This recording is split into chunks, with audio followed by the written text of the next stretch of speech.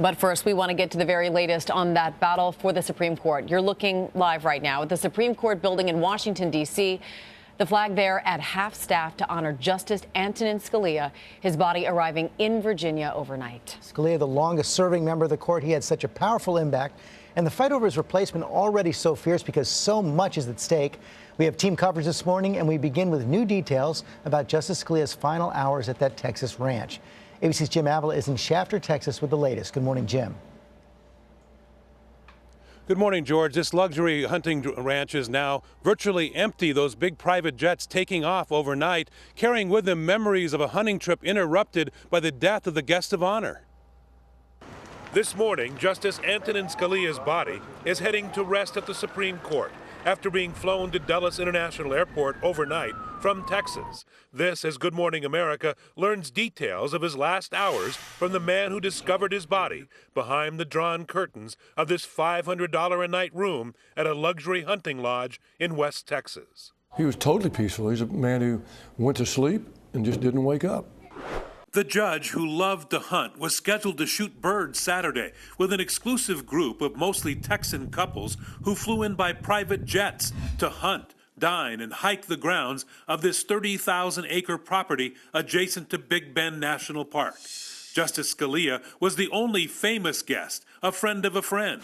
He arrived Friday about noon, toured the property, did not join that day's hunt, but did have dinner with the group overlooking the scenic lake, excusing himself early, professing fatigue. He was animated, and about 9 o'clock, he stood up and he said, "It's been a very long day."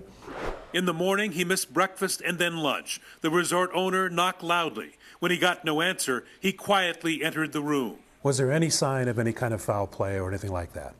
Oh, no. Nor were the sheets weren't even disturbed. The county judge who pronounced him dead over the phone told ABC News the Scalia family objected to an autopsy. And after talking with sheriff's investigators and U.S. Marshals on the scene, she agreed one was not necessary. And they assured me they did not see any signs of foul play.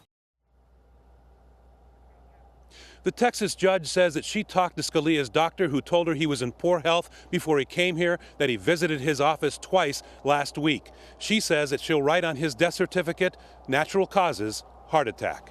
Amy? All right, Jim Avila with the latest there. Thank you. And Justice Scalia was the longest serving member of the current Supreme Court with 3 decades on the bench. And his death has huge implications for big cases the court is facing right now. And ABC's Terry Moran has covered the Supreme Court for us. He is there now for us. Good morning, Terry.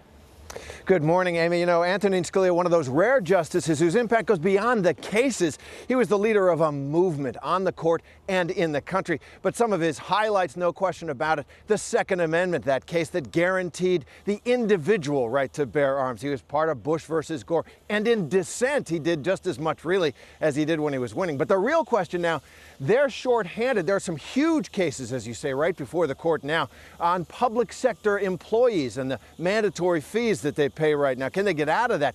The conservatives had that one lined up. Liberals will likely win that now. And there are other cases. President Obama's actions on immigration, so controversial, likely to come before the court. And on that and so many others, a major abortion case, for example, Justice Scalia's voice and his vote, especially if you're going to be conservative, are going to be very sorely missed. Amy and George?